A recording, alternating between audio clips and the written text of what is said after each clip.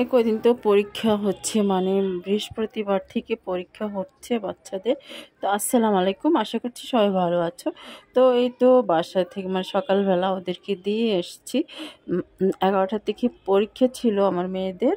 তো হচ্ছে ওদেরকে দিয়ে এসে এখন আবারও মানে 2টায় ছুটি হবে। তো আমি হচ্ছে এখন 4টার দিকে আবার ওদেরকে আনতে যাচ্ছি আর কি। তো ওদেরকে আনতে যাচ্ছি আর কি। তো যাওয়ার সঙ্গে সঙ্গে একটা রিক্সা পেয়ে গেলাম। তো মাঝে মাঝে হচ্ছে রিক্সা পাওয়া যায় না, মানে একদম 1টার দিকে হচ্ছে মানে অনেক সময় জ্যাম থাকে। তো আজ দেখলাম জ্যাম ছিল না। তো আমার আসার পথে কিন্তু প্রচণ্ড জ্যাম ছিল, তখন আর ভিডিও করতে পারিনি।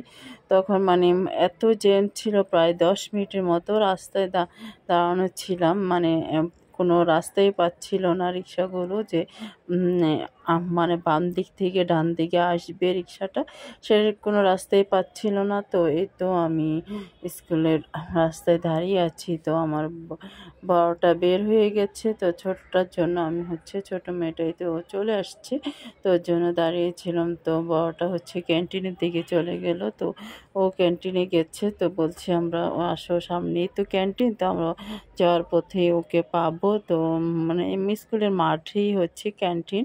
তো হচ্ছে এখন আসছি আর কি, সামনের দিকে আসলাম। তো এখন হচ্ছে বাসায় চলে যাব আর কি। তো যে এই সপ্তাহ পুরো সপ্তাহ জুড়ে হচ্ছে পরীক্ষা হচ্ছে, কোনো রেস্ট নেই ওদের। মানে পরীক্ষা দিয়ে এসে আবার খাওয়া দাওয়া করে টিচার আসে, আবার পড়তে বসতে হয় প্রায় রাত 12টা 1টা পর্যন্ত। মানে পড়াগুলো রিভিশন দিয়ে শেষ করতে হয়, তারপর আবার সকাল সকাল উঠতে হয়। তো আসলে পরীক্ষার সময় অনেক চাপ হয়ে যায়। তো এই জন্য আর কি ওরা অনেক টায়ার্ড। তো ওদেরকে হচ্ছে আমি এখন নিয়ে যাচ্ছি আর কি। তো আসলে পরীক্ষার সময় যেমন মায়েরাও ব্যস্ত থাকে, বাচ্চারাও ব্যস্ত থাকে। তো আমার এগুলোকে আবার ঘুম থেকে উঠাতে একটু কষ্ট হয় আমার মেয়েদেরকে। ওরা মানে রাতে ঘুমটা ওদের দেরিতে আসে, আর সকালবেলা হচ্ছে ওদেরকে ঘুম থেকে উঠাতে আমার অনেক সময় লেগে যায়। অন্য কাজগুলো আমি ধরতে পারি না, একটু লেট হয়ে যায়, কারণ ওদের তো টাইমলি স্কুল বা পরীক্ষা থাকলেও সব কিছু টাইমলি করতে হয়।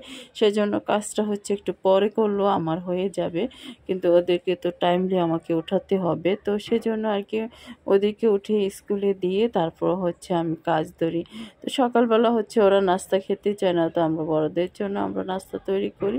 তো আজ এই পর্যন্ত, সবাই ভালো থাকবেন, আল্লাহ হাফেজ।